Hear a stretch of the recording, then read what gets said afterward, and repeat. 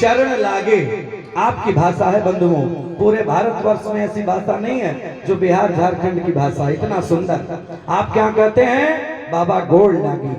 और जगह प्रणाम, नमस्कार, नमस्ते, लेकिन यहाँ गोड़ लागी अर्थात चरण लागी। क्या वशिष्ठ जी के यहाँ जब गए दशरथ तो क्या किया? गुरुगृह गया अरे तुरंत मैं ही पाला। और आपकी भाषा हमारी भाषा, चरण लागी करी अरे विनय विशाला। बारे राजा दशरथ अपने गुरु जी के चरण को लागे और विनय विशाल किया। फिर क्या किया कि निज सुख दुख सब गुरु ही सुनावा, निज सुख दुख सब अरे गुरु ही सुनावा। तब वशिष्ठ बहु विधि समझावा। सारे अपने निज और सुख को बता दिया। उसके बाद वशिष्ठ जी ने बहुत विधि से समझाया महाराज कि एक आप ऐसे नहीं है कि दुनिया में आपको लड़के नहीं हैं। बताया महाराज सगर के 60,000 लड़के थे, अब मरते समय एक भी काम नहीं आए। पुत्र का होना ही अच्छा नहीं, अगर हो तो राम की तरह हो, कृष्ण की तरह हो, लखन की तरह हो, भरत की तरह हो, लक्ष्मण और शत्रुघ्न की तरह हो। भाई हो तो ऐसा हो, नहीं तो महाराज 100 पुत्र जिसके हैं उसके सामने कोई रोने वाला सामने नहीं। 60,000 लड़के थे सगर के, कोई मतलब निकला? एक ही हो लेकिन बढ़िया हो महाराज, तब बढ़िया है। तब क्या हुआ? बड़े भाव से बड़े प्रेम से वशिष्ठ जी ने समझाया, हे राजन आप चिंता न करें, आप निश्चित रूप से बड़े अच्छे विद्वान हैं, आपको समझना चाहिए। फिर भी ग्लानि दशरथ की नहीं गई। राजा दशरथ ने कहा कि हे गुरुदेव आप मेरे गुरु हैं और गुरु का परम कर्तव्य है, ब्राह्मण का परम कर्तव्य है शिष्य की शोक का हरण करना। विद्वान व्यक्ति आप लोग बैठे हैं, गुरु का कार्य क्या है? अपने शिष्य या ब्राह्मण पुरोहित का क्या कार्य है? अपने शिष्य के शोक का, संताप का हरण करना। किसी शिष्य के यहाँ, किसी यजमान के यहाँ बेटा नहीं है, पूजा पाठ करे, यज्ञ करे, दान कराए, उपदान कराए, उससे कल्याण हो जाएगा।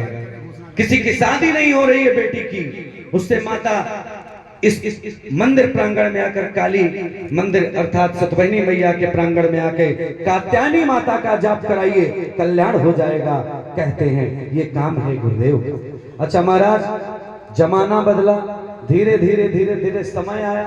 मैं नहीं कहता महाराज, एक मेरे बड़े अच्छे संत हैं वो लिखे, क्या लिखे? पहले महाराज हमारी माई गाती थी और हमारी दादी गाती थी और माता जी तो हैं भी और आप लोग भी गाती थी महाराज। क्या? जब गुरुजी पुरोहित ब्राह्मण आते थे तो क्या गाना चलता था कि गुरु चरण मिले ला बड़ी भाग से, गुरु चरण मिले ला बड़ी भाग से, गुरु चरण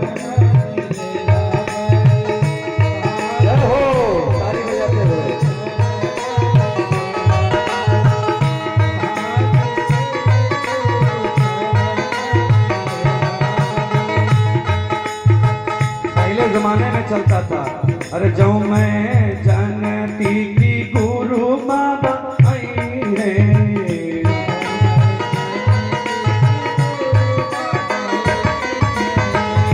जाऊं मैं जानती की गुरु बाबा आई है।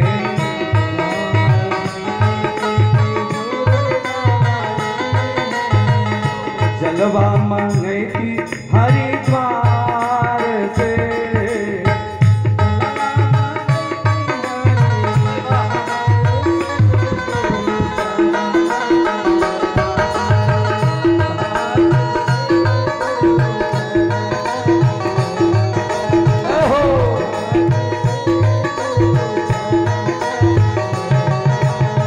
लेकिन महाराज धीरे धीरे जमाना बदला, लोग भूलते चले गए, धीरे धीरे भूलते चले गए। और आज क्या हो गया? हर पति पत्नी अपने ही में परेशान है, वो माता पिता का क्या ध्यान देगा? अपने माँ बाप का तो व्यक्ति ध्यान ही नहीं दे रहा है, तो गुरु पुरोहित ब्राह्मण का ध्यान देगा? हाँ, पहले की माताएं गाती थी और आज क्या है? आज चल रहा है हर पति हर पत्नी गा रहा है, जन्म जन्म का साथ है हमारा तुम्हारा,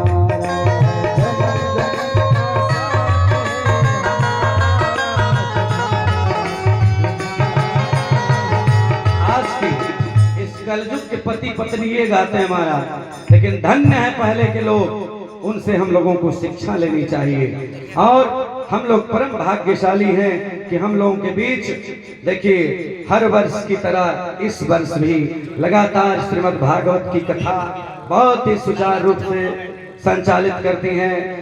हम सभी के बीच बहुत ही भागवत कथा की अच्छी कथावाचिका श्रुति शिखा चतुर्वेदी जी का आगमन हो रहा है। जोरदार ताली बजा के अभिनंदन।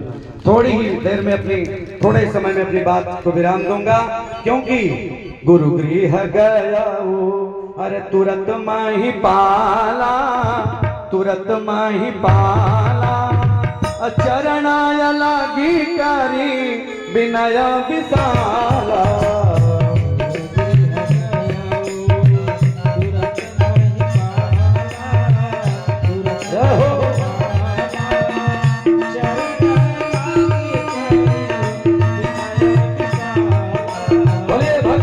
भगवान की गुरु जी ने समझाया, चिंता मत करो। गुरुदेव ने कहा कि धरहूं धीर होई हैं सुतचारी, धरहूं धीर होई हैं सुतचारी, धरहूं धीर होई हैं सुतचारी। त्रिभुवन विदित भगति भयहारी, त्रिभुवन विदित भगति भयहारी, त्रिभुवन विदित भगति भयहारी। श्रृंगी ऋषि वशिष्ठ बुलावा, पुत्र काम शुभ यज्ञ करावा, पुत्र काम शुभ यज्ञ करावा। श्री राम जय राम जय जय राम, श्री राम जय जय विघ्नहरण हनुमान, संकट मोचन कृपा निधान, संकट मोचन कृपा निधान। बोले राजा रामचंद्र भगवान की जय। गुरु जी ने कहा, हे राजन, एक नहीं दो नहीं 4 आपको पुत्र होंगे। अब गुरु जी से दशरथ जी ने कहा कैसे होंगे? गुरु जी ने कहा अब तो बिहार वाले बाबा को बुलाना पड़ेगा। किसको बुलाना पड़ेगा?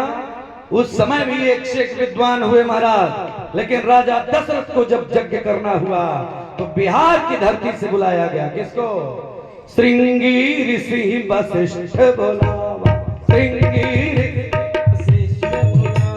पुत्र काम शुभ यज्ञ करावा,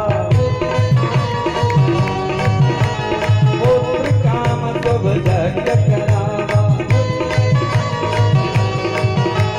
भगति सहित ब्रह्माहुति किन्हीं, भगति सहित ब्रह्माहुति किन्हीं। श्री राम जय राम जय जय राम, श्री राम जय राम जय जय राम, श्री राम जय राम जय जय राम। बाबा आए, श्रृंगी ऋषि क्यों आए? बस इसी पर थोड़ी सी बात, उसके बाद समय की परिधि है और हमारे बीच कथावाचिका शिखा चतुर्वेदी जी का आगमन हो गया है। और आप समय की बड़ी पाबंद हैं। सही बात है, समय का तो विशेष ध्यान सबको देना चाहिए, लेकिन मैं बहुत अच्छी बात आपके बीच रख रहा हूं, ध्यान दीजिएगा। राम की कथा हमको सिखाती है, गुरुदेव ने श्रृंगी ऋषि को बुलाया, चाहते थे गुरुदेव स्वयं उसके आचार्य को कर सकते थे ना, लेकिन बिहार की धरती श्रृंगी ऋषि को बुलाएगा। क्यों? क्योंकि उसमें नियम था कि वशिष्ठ जी कोई बड़े यज्ञ का आचार्य तो नहीं कर सकते हैं, निमि के द्वारा उनको श्राप मिला था, तो श्रृंगी ऋषि को बुलाया गया। क्यों? क्योंकि उसमें ऐसा भी था, जो ब्राह्मण जो आचार्य कभी दान न लिया हो वही यज्ञ का आचार्य तो कर सकता है, पुत्रष्टि महायज्ञ का। सो श्रृंगी ऋषि को बुलाया गया, दिव्यतम भव्यतम अग्नि प्रवाहित हुई और दिव्य यज्ञ संपन्न होने लगी। और उसके पहले, यज्ञ के पहले श्रृंगी ऋषि ने कुछ नियम बताया। किसको? राजा दशरथ को। जैसे प्राण प्रतिष्ठा राम मंदिर की हुई, हमारे संत महात्माओं ने जहां भी विद्वानों की जरूरत पड़ती है, काशी से ही विद्वान क्यों जाते हैं? वजह, हर साल हजारों हजार विद्वान जाते हैं महाराज, विदेशों की भी धरती पर जाते हैं। काशी ही एक ऐसी धरती है जहां अच्छे अच्छे आचार्य निकलते हैं। राम मंदिर की प्राण प्रतिष्ठा संपन्न हुई और वहां पर भी हम नियम बताया गया। क्या? कि आपको कुछ दिन फलाहार रहना होगा, कुछ दिन शयन करना होगा जमीन पर, कुछ दिन गौ की सेवा करनी होगी और गाय के गोबर से लेपन करना होगा, पूजा करना होगा, इत्यादि कई चीज बताया गया। जैसे प्राण प्रतिष्ठा राम मंदिर की हुई, वैसे ही वहां पर यज्ञ करने के लिए राजा दशरथ ने किया। श्रीमद् भागवत में एक श्लोक है, उसी को करके उसी को पूर्ण करके आपको उसकी बात बता करके कि हमारे यज्ञों में यज्ञ का नियम क्या है और किस दिन हमें चावल नहीं खाना चाहिए, इसी पर मैं आज विश्राम करूंगा, क्योंकि ये जानना हमें बड़ा जरूरी है। और आज मैं आप लोगों से एक निवेदन करूंगा, यह कमेटी आपकी है, यहाँ के लोग आपके हैं, हम आपके हैं, लेकिन यज्ञ रोज रोज नहीं होती है, साल भर में एक बार यह यज्ञ होती है। और यज्ञ की धर्म पत्नी का नाम है, बताइए पिताजी लोग, यज्ञ की पत्नी का क्या नाम है? अच्छे श्रोता बैठे हैं, देखिए हमारे पूर्व संचालक जी जो पिछले वर्ष संचालन कार्य इस वर्ष भी संभालते हैं, संचालक जी ने कहा, महाराज आप पहले संचालक जी के लिए जोरदार ताली बजाइए। मैया लोग, आप लोग बताइए, यज्ञ की पत्नी का नाम क्या है? अच्छा, आप लोगों को अपनी पत्नी का तो नाम पता ही होगा महाराज, होना भी चाहिए, होता ही है। अच्छा, यज्ञ की पत्नी का नाम है दक्षिणा। जो के लोग बैठे हैं ध्यान देंगे, यज्ञ तभी पूर्ण होती है जो आचार्य ब्राह्मण व्यास संचालक जो भी व्यवस्था में लगे हैं, सबकी विदाई दक्षिणा से होती है। और जब यज्ञ पूरा तब होगी जब उनको दक्षिणा पर्याप्त मात्रा में दे करके विदा करेंगे, तब इसके लिए आपको आगे आना पड़ेगा।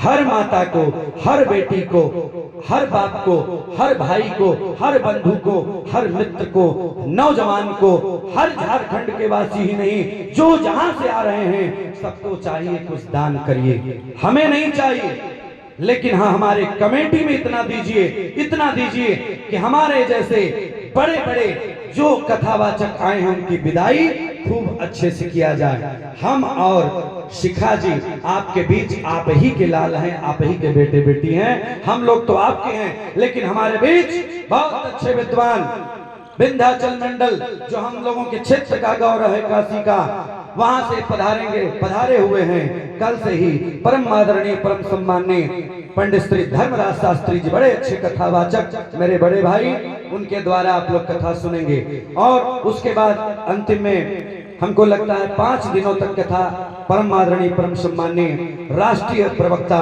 श्री अखिलेश मणि सांडिल्य जी का प्रवचन होगा महाराज। एक कथावाचक को बुला के यज्ञ करा के देखिए कितना मेहनत होती है। ये तो ऐसी कमेटी है महाराज, 4-4, 5-5 कथावाचक जो अपने शैली के बहुत अच्छे विद्वान सारे लोग हैं, उनको बुलाना मामूली बात है क्या?